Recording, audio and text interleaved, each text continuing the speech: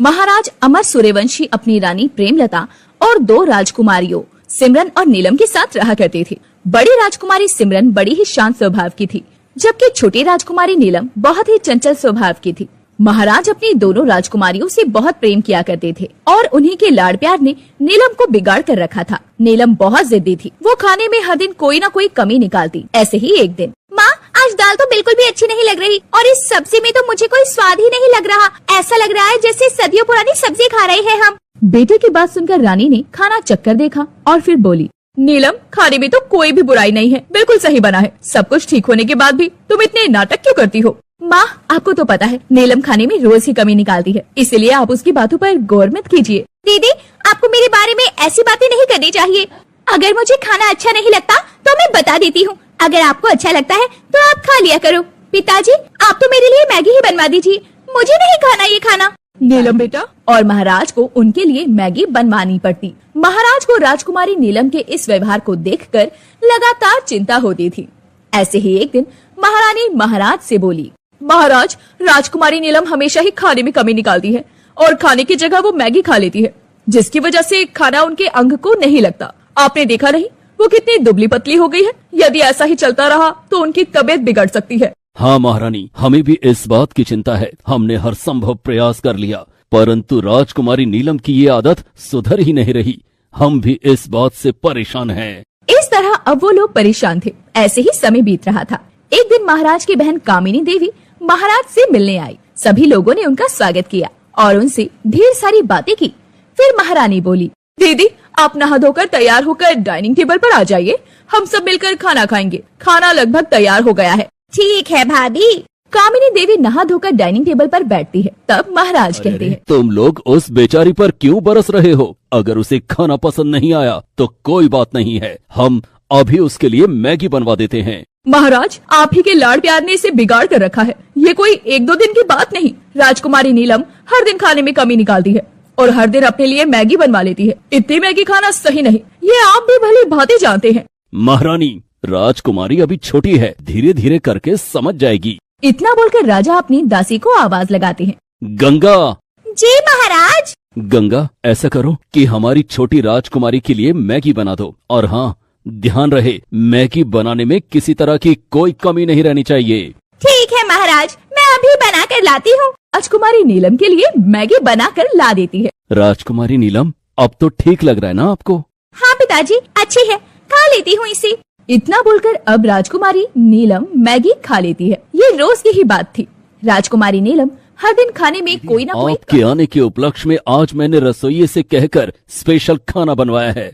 पूरी सब्जी, रायता, कढ़ी, सारी आपकी पसंद की चीजें हैं। धन्यवाद भैया। तब तक गंगा सारा खाना लगा देती है। अब सभी लोग खाना खाना शुरू करते हैं। जैसे ही नीलम ने एक निवाला खाया, वो तुरंत बोली, ये क्या है पिताजी? आज तो बुआ जी आ रही थी तो खाना अच्छा बनना चाहिए था ना, लेकिन कढ़ी में बिल्कुल भी स्वाद नहीं है।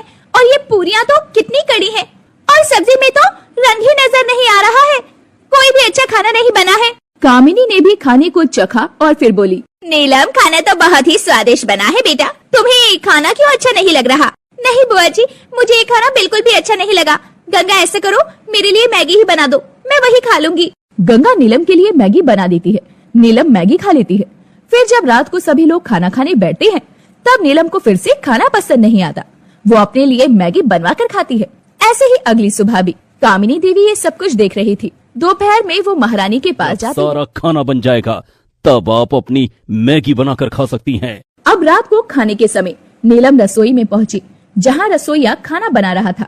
उसे देखकर नीलम बोली, रसोइया हटो, मुझे अपने लिए मैगी बनानी है। माफ कीजिएगा राजकुमारी, परंतु महाराज का आदेश है कि जब तक पूरा खाना न बन जाए तब तक आपको मैगी न बनाने दिया जाए। अब मजबूरी में नीलम को पूरा खाना बनने तक रसोई में खड़े होकर इंतजार करना पड़ता है, जिससे गर्मी की वजह से नीलम की हालत खराब हो जाती है। फिर जब रसोइया खाना बनाकर हट जाता है तो नीलम अपने लिए मैगी ही बना लेती है और उसे अपने कमरे में ले जाकर खाती है। अब जब भी नीलम को खाना पसंद नहीं आता तो पहले उसे रसोई में जाना पड़ता, खड़े रहना पड़ता, उसके बाद अपने लिए मैगी बनानी पड़ती। इस तरह नीलम गर्मी और उमस से परेशान हो जाती है। एक दिन नीलम मैगी बनाते हुए अपने आप से बोली, ओहो, रसोई में खड़े होकर खाना बनाना कितना मुश्किल काम है। कितनी गर्मी होती है यहाँ और कितनी मेहनत लगती है खाना खाना बनाने में कहती है। भाभी, राजकुमारी का इस तरह हमेशा मैगी खाना अच्छी बात नहीं। दीदी, हम भी उसकी मैगी खाने की आदत से परेशान हैं, पर समझ नहीं आता कि उसे कैसे सुधारें। तभी कामिनी देवी रानी के कान में कुछ कहती है।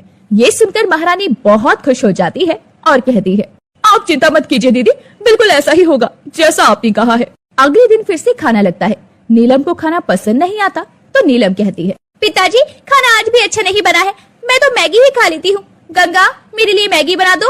नीलम बेटा, मैंने आज एक फैसला किया है। आज के बाद तुम्हें खाना जब भी पसंद ना आए तो तुम अपने लिए मैगी खुद बनाओगी। ये आप क्या कह रहे हैं पिताजी? मैं तो राजकुमारी हूँ, भला मुझे मैगी बनाने की क्या जरूरत? राजकुमारी, ये मेरा फैसला है। आपको जब जब खाना अच्छा नहीं लगता तो आपको मैगी अपने हाथों से बनानी होगी। और केवल यही नहीं, बल्कि मैगी बनाने के लिए आपको रसोई में जाकर इंतजार करना होगा। कि मैंने हमेशा खाने में कमी निकाली और रोज रोज मैगी खाना कितना बुरा लगता है। मुझे महाराज से माफी मांगनी चाहिए। नीलम महाराज के पास आई और बोली, पिताजी, वो मैं समझ चुकी हूँ। आप और माँ मुझे जो समझाना चाहते थे, ये मेरी ही गलती थी जो मैं खाने में इतनी सारी कमियां निकालती थी। और मैगी खाना तो कितना बोरिंग होता है, आज मुझे ये पता चल गया। कृपया करके मुझे माफ कर दीजिए। आज के बाद मैं आप लोगों के साथ बैठकर खाने का आनंद लेकर खाना खाऊंगी और कभी भी खाने में कोई कमी नहीं निकालूंगी। महाराज और महारानी नीलम की बात सुनकर बहुत खुश हो गए थे। उसके बाद नीलम ने फिर कभी खाने की शिकायत नहीं की और वो सबके साथ मिलकर खाना खाने लगी और उसे अब मैगी बिल्कुल भी पसंद नहीं